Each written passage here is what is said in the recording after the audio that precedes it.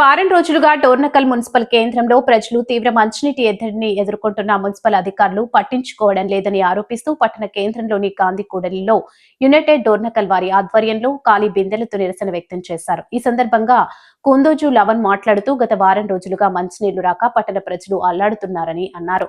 Municipal అధికారులకు ఎన్నిసార్లు చెప్పినా పట్టించుకోవడం లేదని ఆరోపించారు.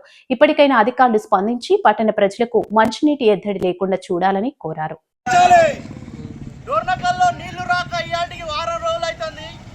ప్రజల ఇళ్లలో నీళ్లు లేవు. ప్రజలందరూ ఇబ్బంది పడుతున్నారు. ప్రభుత్వ అధికారులకు తెలియజేసినా కూడా ఇవాళ వస్తాయి, రేపు వస్తాయి, ఎల్లుండి వస్తాయి అని కాలయాపన చేస్తున్నారు. నీళ్ళు అనేది నిత్యావసరమైన ఒక వస్తువు లాంటిది. నీళ్లు లేకపోతే ప్రజలు ఎంతో ఇబ్బంది పడతారు. ఇయాటికి వారం రోజులైంది. భగీరథ అని చెప్పి అమృత పైపులు అని చెప్పేసి తొవ్వేసి నెల రోజులు అవుతుంది, అట్లనే వదిలేసిండ్రు. ఆ కాంట్రాక్టర్ లెవెల్లో కానీ నెల రోజులు అవుతుంది. ఆ నెల రోజులు ఆ కాంట్రాక్టర్ ఇళ్లలో కూడా నీళ్లు రాకుండా చూస్తే ఎట్లుంటుందో కానీ నెల రోజులు అవుతుంది. ప్రజలు ఇబ్బంది పడుతున్నారు.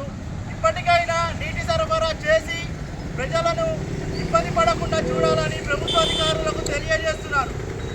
నీటి సమస్య వెంటనే పరిష్కరించాలి. నీటి సమస్య